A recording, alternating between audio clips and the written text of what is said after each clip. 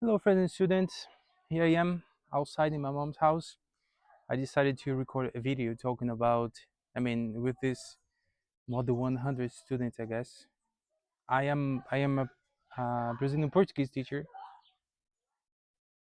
That's the son of my neighbor. I live in Brazil, as you see. I am 30, and I am a Portuguese teacher for foreigners, for gringos, like you that probably are watching me. And okay, there'll be a video in English like the other videos if you want to. I teach Portuguese here, but I want to talk about some tips. I do not have nothing written. It's just something that came in out of my mind. And if you're learning Portuguese now, Brazilian Portuguese, you have realized already that it's not easy. I'm learning French, and that's really hard. And I can imagine how I are suffering in Portuguese. And my job is to help you. So they're not talking about grammar and many other methods and approaches and many other things. Just keep some things in mind. That will be a quick video for you or for a friend that's learning Portuguese. But basically, Brazilian Portuguese is one vowel-based language.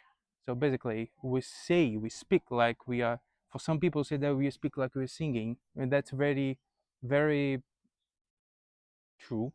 Sometimes I listen and feel like the same because the music, Brazilian music, is like something more um, emotional. Every single word we have cutted words. We have words for everything. In English, you have one word with two or three meanings, but in Portuguese, you have one meaning for each word, basically, most of the time. And that's really hard. In vocabulary, we have way more words than English and some other easier language. And okay, that's not like Spanish, also. So, first tip, you have to listen Portuguese. It's quite impossible to learn Portuguese if you just like grammar or if you just read texts or if you just read books. So basically, you have to struggle a lot to learn Portuguese, basically. So you need to listen to Brazilian people. You have to listen to Brazilian people if you want to understand and speak Brazilian Portuguese. Because Brazilian Portuguese needs one person who is very skillful. So that means that you have to have vocabulary, you have to understand meanings, you have to understand different accents because we have more than 200,000 million people here. But okay, the second one, you have to learn vocabulary.